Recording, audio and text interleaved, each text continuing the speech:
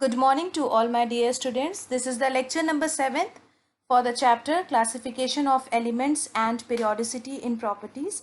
So in today's lecture we are going to complete the last topic of this chapter, which is electron gain enthalpy or electron affinity. So take your copy and pen and start studying. So before starting our today's lecture, let us have a quick revision. You already know that electronegativity, ionization energy, atomic radius, nuclear charge, shielding. I have already covered these all topics. So you all know that electronegativity, ionization energy, atomic radius, nuclear charge and shielding, as we move from left to right in the period, it increases except atomic radius, क्योंकि atomic radius जब हम period में left से right जाते हैं तो ये decrease करता है, और आपने पढ़ा है shielding जो कि पीरियड में जब आप लेफ्ट से राइट जाओगे तो कांस्टेंट होगा.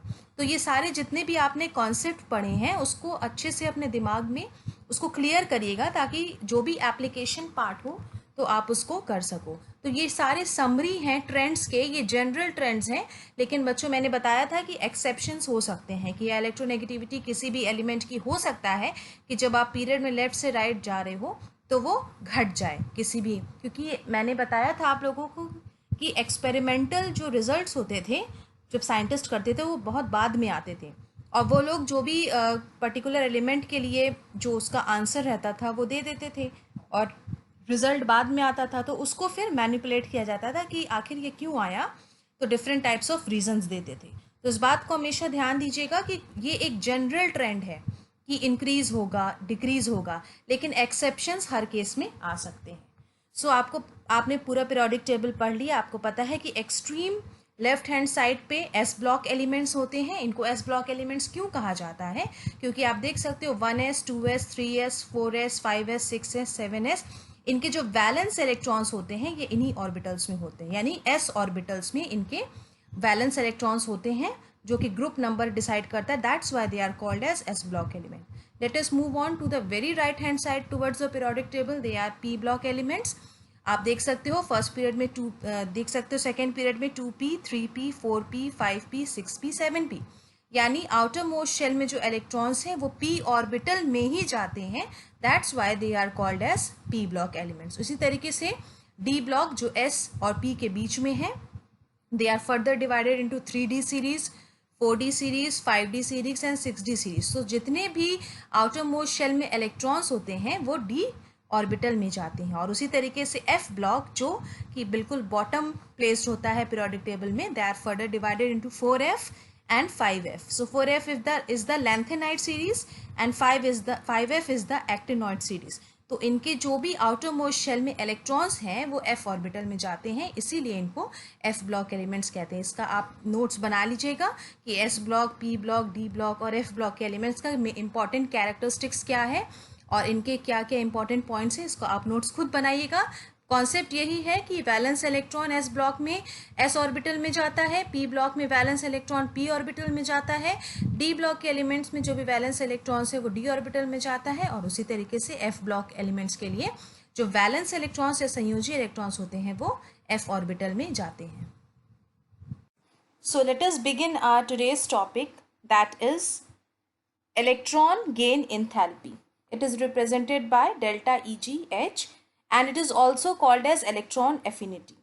ये दोनों एक ही टर्म है, लेकिन इन दोनों में थोड़ा सा माइन्यूट डिफरेंस होता है, थोड़ा सा डिफरेंस होता है. और मैं चाहती हूँ आप जो भी आगे कॉम्पिटिटिव लेवल की भी एग्ज़ाम की तैयारी करो तो आपका कॉन्सेप्ट क्लियर रहे कि इलेक्ट्रॉन गेन एंथैल्पी किसी किसी बुक में आप देखोगे कि ये दोनों सेम दिया है, बट इलेक्ट्रॉन गेन एंथैल्पी और इलेक्ट्रॉन एफिनिटी में माइन्यूट डिफरेंस होता है, बहुत थोड़ा सा डिफरेंस होता है एनर्जी के टर्म्स में. एंथैल्पी मतलब क्या होता है कि कोई भी सिस्टम के पास कितना टोटल हीट कंटेंट है, कितना उसके पास हीट का अमाउंट है, that represents the enthalpy.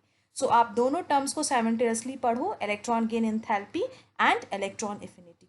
So let us begin with electron gain enthalpy. Suppose electron gain enthalpy को आप ऐसे समझ सकते हो कि कोई भी आपका आइसोलेटेड गैशियस एटम है, ओके, और उसने एक इलेक्ट्रॉन या दो इलेक्ट्रॉन को एक्सेप्ट किया, उसने इलेक्ट्रॉन को लिया, आप देख सकते हो इनकमिंग इलेक्ट्रॉन.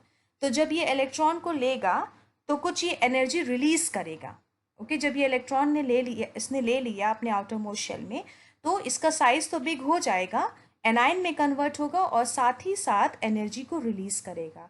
इस इक्वेशन से आप देखो, ये एक न्यूट्रल गैशियस एटम है, आइसोलेटेड है, अलग किया हुआ है। इसने एक इलेक्ट्रॉन को एक्सेप्ट किया आउटर मोस्ट शेल में और किस में कन्वर्ट हो गया, ए माइनस मतलब नेगेटिव आयन में, एनायन में कन्वर्ट हो गया और साथ ही साथ एनर्जी जो है वो रिलीज हुई। So the concept of electron gain enthalpy is defined as the amount of energy released when an electron is added. यहाँ पे इलेक्ट्रॉन ऐड हो रहा है कहाँ पे, to the isolated gaseous atom. Electron add होगा और वो एनाइन में कन्वर्ट होगा। जब एटम एनाइन में कन्वर्ट होगा तो एनर्जी रिलीज होगी। This is the concept of electron gain enthalpy. अब आपको ध्यान से समझना है कि इलेक्ट्रॉन गेन एंथैल्पी और इलेक्ट्रॉन एफिनिटी में क्या डिफरेंस है। You can see here electron gain enthalpy is represented by delta EgH और इलेक्ट्रॉन एफिनिटी को हम EA से रिप्रेजेंट करते हैं। ये दोनों मैग्नीट्यूड में सेम होते हैं, इनका अमाउंट सेम होता है, लेकिन सिर्फ साइन में चेंज होता है। साइन क्या दिखा रहा है, साइन रिप्रेजेंट, अगर नेगेटिव एनर्जी है that means it is a exothermic process, ऊष्माक्षेपी प्रोसेस है, एनर्जी बाहर निकल रही है। अगर ये पॉजिटिव वैल्यू है that means it is a endothermic process, यानी ऊष्माशोषी अभिक्रिया। तो सिर्फ इनके साइन में चेंजमेंट होता है, इनका मैग्नीट्यूड, इनकी वैल्यू सेम होती है, बस साइन में चेंज होगा। ये अभी आगे के स्लाइड्स में आप समझोगे। अभी आप इतना समझो कि इलेक्ट्रॉन गेन एंथैल्पी क्या होता है। जब भी कोई एक न्यूट्रल गैशियस एटम है वो इलेक्ट्रॉन को एक्सेप्ट करता है तो वो एनायन में कन्वर्ट होता है और इस दौरान जो है होती है वो एनर्जी रिलीज होती है।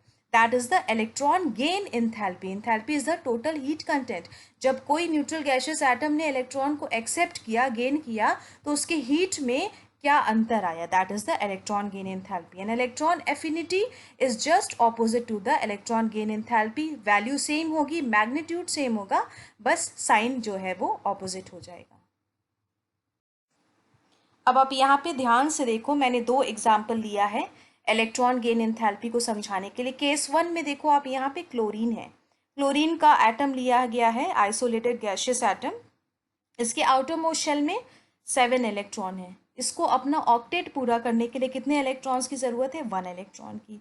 ओके, और अब आप देखो यहाँ पे ध्यान से कि जब क्लोरीन ने एक इलेक्ट्रॉन को एक्सेप्ट किया, क्लोरीन ऑलरेडी गैशियस स्टेट में पाया जाता है, इसने एक इलेक्ट्रॉन को एक्सेप्ट किया तो ये क्लोराइड आयन में कन्वर्ट हो गया और इसका कॉन्फ़िगरेशन क्या हो गया, 288। दैट मीन्स जब ये क्लोराइड में कन्वर्ट हुआ तो इसका ऑक्टेट पूरा हो गया, स्टेबिलिटी को ये अटेन कर लिया। अब आप यहाँ पे देखो, आप नीचे देख सकते हो कि electron gain enthalpy is negative. Why, क्यों इलेक्ट्रॉन गेन एंथैल्पी नेगेटिव है? ये एक्सोथर्मिक प्रोसेस है, ऊष्माक्षेपी प्रोसेस है। क्यों? क्योंकि क्लोरीन के आउटर मोस्ट शेल में 7 इलेक्ट्रॉन है, ये अपनी स्टेबिलिटी को जल्द से जल्द चाहेगा। तो अगर इसको स्टेबिलिटी चाहिए तो वो एक इलेक्ट्रॉन को लेना चाहेगा। तो इस प्रोसेस के दौरान अगर जब वो इलेक्ट्रॉन को ले रहा है तो एनर्जी इसको निकालनी पड़ेगी। एक तरह से आप कह सकते हो साझेदारी है कि मैं इलेक्ट्रॉन अगर आपको लेना है तो आपको एनर्जी रिलीज करनी पड़ेगी। ठीक है, तो जब भी एनायन में कन्वर्ट होता है कोई भी गैशियस एटम, जब इलेक्ट्रॉन एक्सेप्ट करता है तो एनर्जी रिलीज होती है। यहाँ पे क्लोरीन जो विलिंगली चाह रहा है कि एक इलेक्ट्रॉन जो है वो एक्सेप्ट कर ले ताकि वो नोबल गैस कॉन्फ़िगरेशन को अटेन कर ले और वो स्टेबिलिटी को अटेन कर ले। इसकी वजह से इलेक्ट्रॉन गेन एंथैल्पी यहाँ पे नेगेटिव है। सेकेंड केस में देखो, इनर्ट गैसेस में जो नोबल गैसेस है इनके ऑलरेडी ऑक्टेट पूरे होते हैं। आप नियॉन का केस देखो, के शेल में 2 इलेक्ट्रॉन है और एल शेल में 8 इलेक्ट्रॉन है। ये क्यों चाहेगा एक इलेक्ट्रॉन एक्सेप्ट करना जबकि ऑलरेडी इसका ऑक्टेट पूरा है? इलेक्ट्रॉन एक्सेप्ट करना या इलेक्ट्रॉन डोनेट करना स्टेबिलिटी को अटेन करना होता है जब, क्योंकि उसका ऑक्टेट पूरा होना चाहिए। जब यहाँ पे नियॉन का ऑक्टेट ऑलरेडी पूरा है, इसके आउटर मोस्ट शेल में 8 इलेक्ट्रॉन ऑलरेडी है, तो ये विलिंगली, ये अपनी चाह से जो है वो इलेक्ट्रॉन को एक्सेप्ट नहीं करना चाहेगा। अगर ये एक्सेप्ट करके नियॉन एनायन में कन्वर्ट हो भी रहा है तो हमको एनर्जी देनी पड़ेगी, हमको हीट एनर्जी जो है वो देनी पड़ेगी। इसकी वजह से इलेक्ट्रॉन गेन एंथैल्पी यहाँ पे इनर्ट गैसेस में पॉजिटिव हुई, क्योंकि नियॉन जो है विलिंगली जो है वो इलेक्ट्रॉन को एक्सेप्ट नहीं करेगा, उसको ऐसी कोई ज़रूरत नहीं है। इसका आउटर मोस्ट शेल में ऑलरेडी 8 इलेक्ट्रॉन है, ये ऑलरेडी स्टेबल कॉन्फ़िगरेशन है, तो फिर ये एक एक्स्ट्रा इलेक्ट्रॉन क्यों लेगा? एक्स्ट्रा इलेक्ट्रॉन तब लेगा कोई भी गैशियस एटम जब उसका ऑक्टेट कंप्लीट ना हो। ऑक्टेट कंप्लीट ना हो वो स्टेबिलिटी को अटेन करेगा, तो इसकी वजह से जब वो गैशियस एटम अपने एनायन में कन्वर्ट होगा तो वो एनर्जी को रिलीज करेगा, एक्सोथर्मिक प्रोसेस होगा। जब कोई भी एटम ऑलरेडी वो अपने स्टेबल कंडीशन में है तो वो अपनी स्टेबिलिटी को क्यों छोड़ना चाहेगा, नहीं छोड़ना चाहेगा। अगर नियॉन गैस के लिए अगर आप लो कि अगर वो एक इलेक्ट्रॉन किसी भी कंडीशन में अगर एक्सेप्ट कर रहा है तो उस कंडीशन में electron gain enthalpy will be positive, that will B endothermic process, और हमको जो है हीट जो है वो देनी पड़ेगी। अब आप यहाँ पे एक कंपैरेटिव देख लो, चार्ट मैंने बनाया है।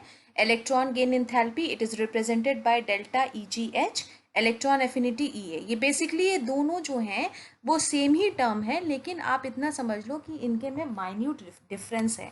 आप 11th क्लास में आ गए हो, आपको ये बेसिक चीज़ें पता होनी चाहिए कि इलेक्ट्रॉन गेन एंथैल्पी और इलेक्ट्रॉन एफिनिटी दो अलग चीज़ें हैं, क्योंकि ये दोनों एक ही चीज़ को डिफाइन करता है। बस अंतर ये होता है कि electron gain enthalpy is negative to the electron affinity, means magnitude उसका सेम होगा, वैल्यू सेम होगी, लेकिन साइन डिफरेंट हो जाएगा। और साइन किसके रिस्पेक्ट में है, हीट एनर्जी के रिस्पेक्ट में, या तो एक्सोथर्मिक या एंडोथर्मिक। अब आप ध्यान से देखो, इलेक्ट्रॉन गेन एंथैल्पी आपने पढ़ लिया कि जब भी कोई न्यूट्रल गैशियस एटम होता है आइसोलेटेड, जब वो इलेक्ट्रॉन को एक्सेप्ट करता है तो वो एनायन में कन्वर्ट होता है और साथ ही साथ एनर्जी रिलीज होती है। जब भी एनर्जी रिलीज होगी कब होगी, जब एटम जो न्यूट्रल गैशियस एटम है विलिंगली अपनी चाह से इलेक्ट्रॉन को एक्सेप्ट करेगा और एनायन में कन्वर्ट होगा और वो एक स्टेबल कॉन्फ़िगरेशन को अटेन कर लेगा। तो इस कंडीशन में जो electron gain enthalpy that will B negative, that means exothermic है, ये हीट को बाहर निकालेगा, हीट एनर्जी को बाहर निकालेगा। इलेक्ट्रॉन एफिनिटी जब भी पॉजिटिव होगी तब आपको इसको ध्यान देना है कि affection for electron is more, यानी इलेक्ट्रॉन एफिनिटी की वैल्यू जब भी पॉजिटिव आएगी यानी उसको इलेक्ट्रॉन की बहुत ज़्यादा चाह होगी, इलेक्ट्रॉन को वो चाहेगा एक्सेप्ट करना। अगर इलेक्ट्रॉन एफिनिटी की वैल्यू नेगेटिव है, affection for electron is less. क्यों लेस हो जाएगा, क्योंकि ऑलरेडी उसकी वैल्यू नेगेटिव है यहाँ पे। तो आप इस बात को बहुत ध्यान से देखिएगा, आगे के एग्जाम्पल में आपको और अच्छे समझ में आ जाएगा कि इलेक्ट्रॉन एफिनिटी और इलेक्ट्रॉन गेन एंथैल्पी में बेसिकली क्या डिफरेंस है। तो जब भी इलेक्ट्रॉन गेन एंथैल्पी नेगेटिव होगी that means willingly accept electron and convert into anion. क्यों ये कन्वर्ट होगा विलिंगली, क्योंकि वो अपने ऑक्टेट को पूरा करना चाहेगा, स्टेबल कॉन्फ़िगरेशन को अटेन करना चाहेगा, that is the Nobel gas configuration. तो इस कंडीशन में इलेक्ट्रॉन गेन एंथैल्पी नेगेटिव होगी, हीट एनर्जी बाहर निकलेगी। So you can see here delta EgH, that is electron gain enthalpy equal to minus EA, electron affinity. Magnitude is same, means value जो है उसकी same होगी, but sign जो है वो दोनों का different होगा। अगर electron gain enthalpy positive है तो electron affinity negative होगी, अगर electron gain enthalpy negative है तो electron affinity की value positive होगी। इस बात को आप ध्यान दीजिएगा। यहाँ पे स्टूडेंट्स आप देख सकते हो मैंने नोट्स प्रोवाइड किया है, जो भी मैंने पढ़ाया है उसको आप देख लो। इलेक्ट्रॉन गेन एंथैल्पी और इलेक्ट्रॉन एफिनिटी बेसिकली ये दोनों सेम है, लेकिन इनके में माइन्यूट डिफरेंस है। आप कॉम्पिटिटिव लेवल की तैयारी करोगे इसलिए जो आपको ये पता होना चाहिए कि इनके दोनों वैल्यूज़ जो हैं वो अलग अलग होती हैं, बस थोड़ा सा इनके कॉन्सेप्ट में हल्का सा डिफरेंस होता है। So electron gain enthalpy when an electron is added to a neutral gaseous atom to convert into an anion, the enthalpy change carrying out the process is defined as electron gain enthalpy. enthalpy जब भी word आएगा यानी कि कोई भी system में कोई भी एटम में कितना हीट कंटेंट है, दैट इज द enthalpy. सो आप देख सकते हो ये इक्वेशन आपने देखा है कि कोई भी न्यूट्रल आइसोलेटेड गैशियस एटम है, उसने एक इलेक्ट्रॉन विलिंगली लिया है, अपनी चाह से लिया है, अपने ऑक्टेट को पूरा करने के लिए, स्टेबिलिटी को अटेन करने के लिए, और वो किस में कन्वर्ट हो गया है, एनायन में, साथ ही साथ एनर्जी रिलीज हुई है। इस कंडीशन में इलेक्ट्रॉन गेन एंथैल्पी हमेशा एक्सोथर्मिक होगा, यानी एनर्जी बाहर निकलेगी जब वो एनायन में कन्वर्ट होगा। The process of adding an electron to the atom can be either endothermic or exothermic. Example group 17 element. तो ग्रुप 17 एलिमेंट में हेलोजेंस आते हैं, fluorine, chlorine, bromine, iodine, astatine. इनकी बहुत ज़्यादा नेगेटिव इलेक्ट्रॉन गेन एंथैल्पी होती है। क्यों? क्योंकि आपने पिछले स्लाइड में देखा था क्लोरीन इज अ हेलोजन, वो ग्रुप 17 को बिलोंग करता है, उसके आउटरमोस्ट शेल में 7 इलेक्ट्रॉन है, वो अपने ऑक्टेट को पूरा करना चाहेगा तो विलिंगली एक इलेक्ट्रॉन को एक्सेप्ट करेगा और साथ ही साथ जो है वो एनर्जी को बाहर निकालेगा। दैट्स वाई उसकी जो इलेक्ट्रॉन गेन एंथैल्पी होती है वो नेगेटिव होती है, because they can attain noble gas configuration by picking up an electron. अगर कोई भी न्यूट्रल गैसियस एटम है आइसोलेटेड, वो विलिंगली अपनी चाह से इलेक्ट्रॉन को एक्सेप्ट कर रहा है अपने ऑक्टेट को पूरा करने के लिए, तो हमेशा इलेक्ट्रॉन गेन एंथैल्पी जो होगी वो एक्सोथर्मिक होगी, यानी नेगेटिव होगी। इस बात को आप ध्यान दीजिएगा। नेक्स्ट है नोबल गैसेस, जो कि जीरो ग्रुप है, इनर्ट गैसेस भी हैं, have large positive electron gain enthalpy. आपने पिछले स्लाइड में पढ़ा था नियॉन के केस में कि उसका ऑक्टेट ऑलरेडी पूरा था, 8 इलेक्ट्रॉन था, तो वो अपनी चाह से नहीं चाहेगा एक्सेप्ट करना। अगर किसी भी कंडीशन में नियॉन एनाइन में कन्वर्ट हो रहा है तो हमको बहुत सारी एनर्जी देनी पड़ेगी। That's why electron gain enthalpy is very large, positive value है किसके केस में? Noble gases, that is helium, neon, argon, krypton and xenon, because due to their stable configuration. So let us move on further. अब आप देखो यहाँ पे कि electron gain enthalpy का क्या इफेक्ट होगा ग्रुप में और पीरियड में। The variation in electron gain enthalpy of element is less systematic than for ionisation energy. Ionisation energy के लिए जो भी वैल्यूज हैं वो ज़्यादा सिस्टमैटिक होती हैं as compare to electron gain enthalpy, क्योंकि इलेक्ट्रॉन गेन एंथैल्पी में बेसिकली आप हीट कन्वर्जन को पढ़ रहे हो कि एक्सोथर्मिक हो रहा है कि एंडोथर्मिक हो रहा है। अगर कोई भी एटम विलिंगली इलेक्ट्रॉन को अपनी चाह से इलेक्ट्रॉन को ले रहा है और वो ऑक्टेट में कन्वर्ट हो जा रहा है एनाइन बनने पे, तो इलेक्ट्रॉन गेन एंथैल्पी की वैल्यू नेगेटिव आ जा रही है। अगर कोई भी एटम विलिंगली एक्सेप्ट नहीं करना चाह रहा है क्योंकि वो ऑलरेडी स्टेबल कॉन्फ़िगरेशन में है, तो उस कंडीशन में इलेक्ट्रॉन गेन एंथैल्पी पॉजिटिव होगी। हमको एनर्जी या हीट एनर्जी जो है वो हमको बाहर से प्रोवाइड करनी पड़ेगी, देनी पड़ेगी उसको। तो इसलिए इलेक्ट्रॉन गेन एंथैल्पी जो है वो लेस सिस्टमैटिक होता है as compare to ionisation energy.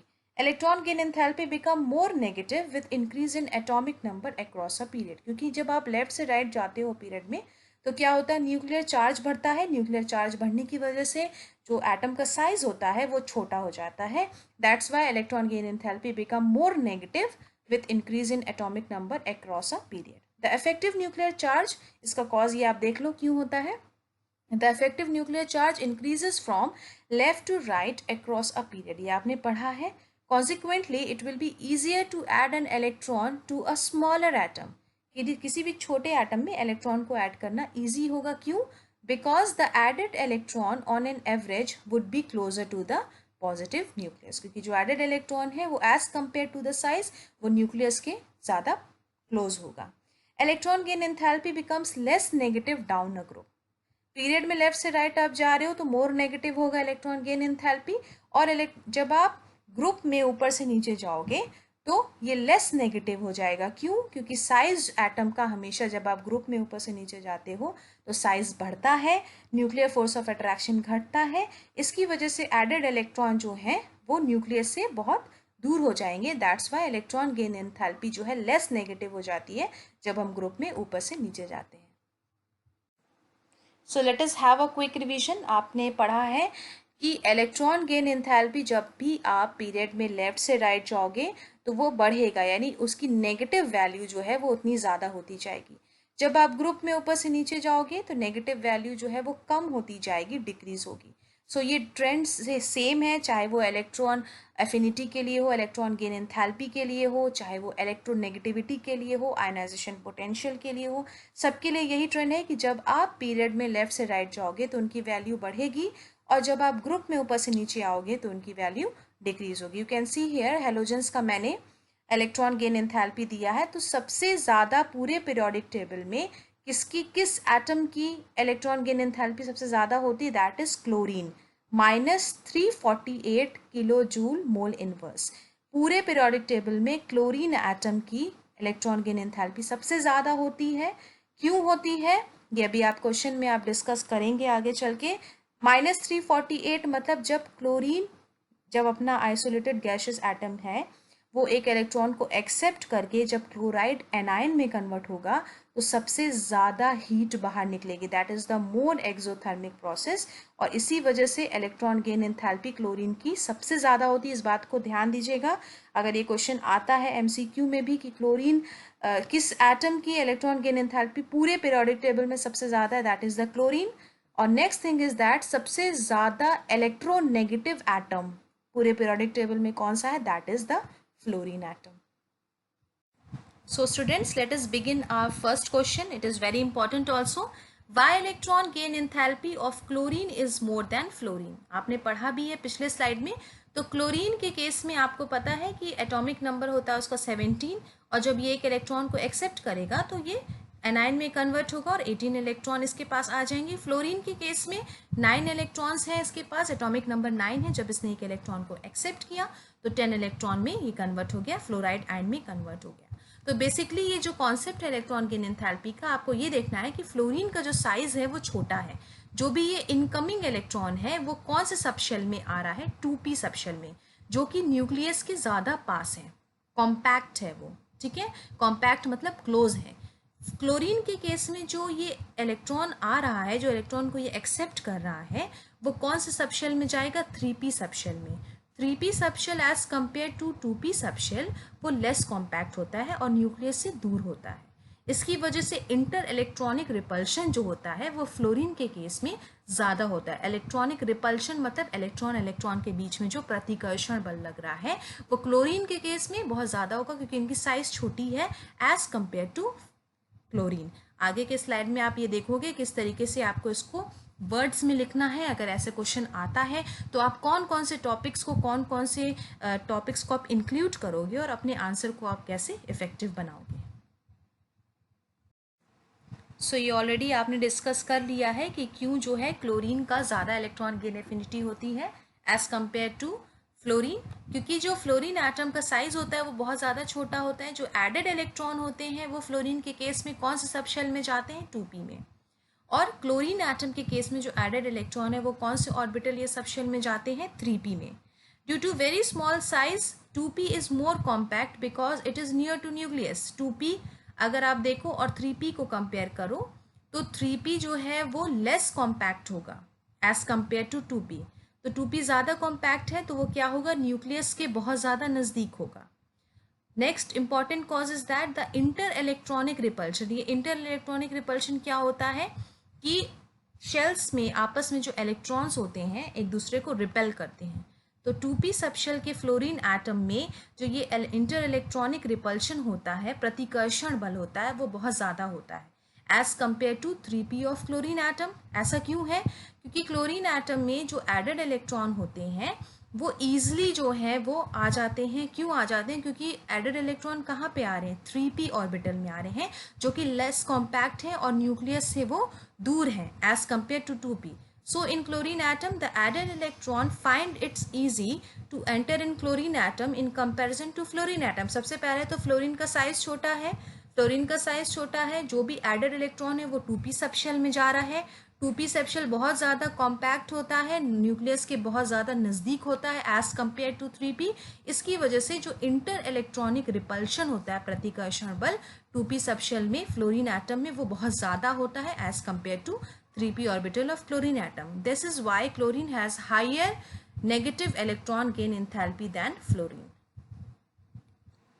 So let us move on further. जैसे आपने सक्सेसिव आयोनाइजेशन पोटेंशियल पढ़ा था, उसी तरीके से सक्सेसिव यानी अनुक्रमिक electron enthalpy, electron gain enthalpy आप देखोगे. तो सबसे पहले हम दो केस लेते हैं. फर्स्ट केस में ऑक्सीजन और सेकेंड केस में सल्फर एटम. तो आपको पता है कि ऑक्सीजन की आउटर मोस्ट शेल में 6 इलेक्ट्रॉन्स हैं और सल्फर के केस में भी आउटर मोस्ट शेल में 6 इलेक्ट्रॉन्स हैं. अब आप ध्यान से देखो कि फर्स्ट केस में क्या होगा. जब ऑक्सीजन एक इलेक्ट्रॉन को एक्सेप्ट करेगा, आइसोलेटेड गैसियस एटम ने एक इलेक्ट्रॉन को एक्सेप्ट किया और वो एनाइन में कन्वर्ट हो गया, तो इस कंडीशन में क्या हुआ, ऑक्सीजन ने विलिंगली इलेक्ट्रॉन को लिया क्योंकि वो अपने ऑक्टेट को पूरा करना चाहेगा. तो इसकी वजह से electron gain enthalpy is -141 kilojoule पर मोल रिलीज हुई है यहाँ पे energy. That's why electron gain enthalpy की वैल्यू यहाँ पे नेगेटिव है. सेकेंड इलेक्ट्रॉन गेन एंथैल्पी, जब ये ऑक्साइड जब O पे नेगेटिव है, ऑलरेडी एक इलेक्ट्रॉन उसने लिया है, अब वो दूसरे इलेक्ट्रॉन को एक्सेप्ट करेगा. तो उस कंडीशन में क्या होगा कि ऑक्सीजन के ऊपर ऑलरेडी नेगेटिव चार्ज है और जो एडेड इलेक्ट्रॉन है उसके ऊपर भी नेगेटिव चार्ज है. तो यहाँ पे कौन सा फैक्टर डोमिनेटिंग हो जाएगा, यहाँ पे इलेक्ट्रॉन रिपल्शन जो है बहुत ज़्यादा डोमिनेटिंग हो जाएगा. दैट्स वाई जब ये O- दूसरे इलेक्ट्रॉन को एक्सेप्ट करेगा और ऑक्साइड आयन में कन्वर्ट होगा, तो उस कंडीशन में इलेक्ट्रॉन गेन एंथैल्पी जो है वो एंडोथर्मिक हो जाएगी, यानी कि हमको हीट एनर्जी देनी पड़ेगी। क्यों? क्योंकि इलेक्ट्रॉन रिपल्शन यानी प्रतिकर्षण बल यहाँ पे इलेक्ट्रॉन के बीच में जो लग रहा है वो बहुत ज़्यादा हो जाएगा। दैट्स वाई सेकेंड जो इलेक्ट्रॉन गेन एंथैल्पी है ऑक्सीजन के केस में, that will be positive and the value will be 780 kilo joule per mole. तो फर्स्ट केस में आप देख सकते हो एनर्जी रिलीज हो रही है और सेकेंड केस में एनर्जी एब्जॉर्ब हो रही है। Let us see for sulphur atom. Oxygen के कंपैरेटिवली जो सल्फर एटम है वो साइज में बड़ा है। तो फर्स्ट इलेक्ट्रॉन गेन एंथैल्पी हम देखते हैं, जब ये सल्फर फर्स्ट इलेक्ट्रॉन को एक्सेप्ट करेगा तो ऑब्वियसली जो है हीट जो है वो रिलीज होगी। क्यों रिलीज होगी? क्योंकि वो अपने ऑक्टेट को पूरा करना चाहेगा। So in first case electron gain enthalpy will be -200 kilojoule पर मोल। सेकेंड इलेक्ट्रॉन गेन एंथैल्पी जब आप देखो कि S माइनस, मतलब उसने एक इलेक्ट्रॉन को ले लिया है, जब वो दूसरे इलेक्ट्रॉन को एक्सेप्ट करेगा तो यहाँ पे फिर वही फैक्टर आ जाएगा, इलेक्ट्रॉन रिपल्शन जो है वो बहुत ज़्यादा डोमिनेटिंग हो जाएगा। और इलेक्ट्रॉन रिपल्शन बहुत ज़्यादा डोमिनेटिंग हो जाएगा तो ये इलेक्ट्रॉन जो है वो विलिंगली नहीं ले पाएगा, हमको एनर्जी देनी पड़ेगी। एनर्जी यहाँ पे एंडोथर्मिक है, एब्जॉर्ब्ड होगा and it will convert into S sulphur -2 ion में ये कन्वर्ट होगा। तो in this case electron gain enthalpy will be positive, that is 590 kilo joule per mole. So students आप यहाँ पे देखो, ये मैंने एक पूरा पीरियोडिक टेबल का चार्ट दिया है, जो यहाँ पे आप इलेक्ट्रॉन गेन एंथैल्पी की वैल्यू को आप देख सकते हो। तो पूरे पीरियोडिक टेबल में आप देख सकते हो सबसे ज़्यादा नेगेटिव इलेक्ट्रॉन गेन एंथैल्पी की वैल्यू किसकी है? क्लोरीन की, -349। अब आप ये ध्यान से इसको स्टडी कर लेना कि किस तरीके से आपने पढ़ा है कि कैसे ग्रुप में आप ऊपर से नीचे जाओगे तो इलेक्ट्रॉन गेन एंथैल्पी क्या इफेक्ट करेगा, जब आप पीरियड में लेफ्ट से राइट जाओगे तो इलेक्ट्रॉन एंथैल्पी किस तरीके से इफेक्ट करेगी। और हमेशा याद रखना जो इनर्ट गैस होता है यानी नोबल गैसेस 18 ग्रुप में helium, neon, argon, krypton, xenon and radon, उनकी हमेशा इलेक्ट्रॉन गेन एंथैल्पी पॉजिटिव होती है, क्योंकि ये ऑलरेडी ये अपने ऑक्टेट को पूरा करते हैं, ये ऑलरेडी स्टेबल कॉन्फ़िगरेशन में रहते हैं, तो ये इलेक्ट्रॉन को ऐड नहीं करना चाहते हैं, इसलिए हमको एनर्जी देनी पड़ती है, ना कि ये विलिंगली करते हैं। तो इस बात को ये हमेशा ध्यान रखिएगा कि किसकी सबसे ज़्यादा positive electron gain enthalpy values होती है 18 ग्रुप की यानी 0 ग्रुप की, और बाकी जो भी मैंने कॉन्सेप्ट बताया है उसके अकॉर्डिंगली आप इसको स्टडी करिएगा। So students, it is the last topic which is in your reduced syllabus, naming of elements of atomic numbers greater than 0, जिनके भी atomic number 100 से ज़्यादा होते हैं तो उनको नॉमेनक्लेचर करना, उनका नाम जो रखना बहुत मुश्किल हो रहा था क्योंकि वो बहुत ज़्यादा हैवी एलिमेंट्स थे। तो IUPAC यानी international union for pure and applied chemistry ने इन्होंने एक टेम्परेरी एक रूल दिया कि किस तरीके से हम एलिमेंट्स को वो कर सकते हैं, उसका नेमिंग कर सकते हैं। तो 1978 में IUPAC कमीशन ने इनऑर्गेनिक केमिस्ट्री के लिए ये डिसाइड किया कि जो सिस्टमैटिकली जो एटॉमिक नंबर्स 100 के बाद जो एलिमेंट्स आते हैं जो अभी तक बहुत सारे डिस्कवर नहीं भी किए गए हैं, उनका हम नाम कैसे करें। तो आगे के स्लाइड में मैं इसको समझाती हूँ। It is very easy and it is for atomic number greater than 100। So let us see कि किस तरीके से आप नॉमेनक्लेचर करोगे 100 से ज़्यादा एटॉमिक नंबर के लिए। तो डिजिट अगर 0 आएगा तो आप इसको किस तरह से रिप्रेजेंट करोगे? निल, NIL। अगर डिजिट 1 है इट विल बी UN। अगर डिजिट 2 है then it will be bi, 3 है तो tri, 4 it will be quad, 5 है तो पेंट, 6 है तो हेक्स, 7 है तो सेप्ट होगा, 8 है देन ऑक्ट एंड देन 9 होगा तो ENN। और एब्रीवेट मतलब आप इसको किस तरीके से एब्रीवेट करोगे ये आप देख लो। तो आपको जब भी नॉमेनक्लेचर करना होगा तो 0 से लेकर 9 तक के डिजिट्स को आप किस तरीके से नॉमेनक्लेचर करोगे ये आपको याद करना पड़ेगा। और हर केस में सफिक्स यानी जो आप लास्ट में लिखते हो वो IUM ही यूज़ करोगे, इस बात को ध्यान दो ना। एग्जाम्पल हम लेते हैं सबसे पहले एटॉमिक नंबर 101। सो 101 में सबसे पहला डिजिट कौन सा है? 1 है। सो 1 के लिए आप यहाँ पे देखो इस चार्ट में किस तरीके से आप नेम लिखते हो? UN। तो आपने UN लिख दिया। प्लस 0 के लिए क्या आप लिखोगे? Nil, NIL plus NIL then again it is 1 so it will be UN। तो इन तीनों को आप जोड़ दो और लास्ट में जो मैंने येलो कलर से दिखाया है दैट इज़ द सफिक्स। तो जब आप इनको कंबाइन करोगे then it will be the nomenclature for 101 unnilunium. Then it will be 102। आप देखो सेम आप स्टेप फॉलो करोगे। 1 के लिए क्या आप लिखोगे? UN, आपने लिख दिया यहाँ पे UN। 0 है, 0 के लिए क्या नेम है, NIL, आपने NIL लिख दिया। 2 के लिए आप देखो आप क्या लिखोगे, बाई लिखोगे, BI, आपने बाई लिख दिया, और लास्ट में जो सफिक्स है IUM। तो इस तरीके से आप जितने भी एलिमेंट्स 100 के बाद आते हैं आप इस तरीके से नॉमेनक्लेचर कर सकते हो। It is very easy. बस आपको इनके नेम याद होने चाहिए कि अगर डिजिट 0 से लेके 9 तक के बीच में जो डिजिट्स आ रहे हैं हम उनको किस तरीके से लिखेंगे, और इनको जोड़ के और सफिक्स यानी लास्ट में IUM आप लिख के अपने एलिमेंट का नॉमेनक्लेचर निकाल सकते हो। सो आप देख लेना, यहाँ पे मैंने 100 से 101 से लेके 118 तक के सारे एलिमेंट्स के नॉमेनक्लेचर दिए हैं, सिंबल किस तरीके से करते हैं, और इनका IUPAC में ऑफिशियल नेम क्या है आप ये देख लेना। इसको आपकी कोर्स में है ये 101 से 118 तक जो मैंने रूल बताया है। एक एक डिजिट का आप अलग अलग जिस तरीके से उसको लिखते हैं ऐड करके लास्ट में IUM करोगे तो आपको उसका नॉमेनक्लेचर पता चल जाएगा। So thank you so much students. आपको जो भी क्वेरीज हैं आप प्लीज़ कमेंट सेक्शन में वीडियो के पर्टिकुलर वीडियोस में आप कमेंट करिए, आप पूछिए, और जो भी आप पढ़ रहे हो उसको सिस्टमैटिकली अपने कॉपीज़ में लिखिए। Thank you so much. God bless you all.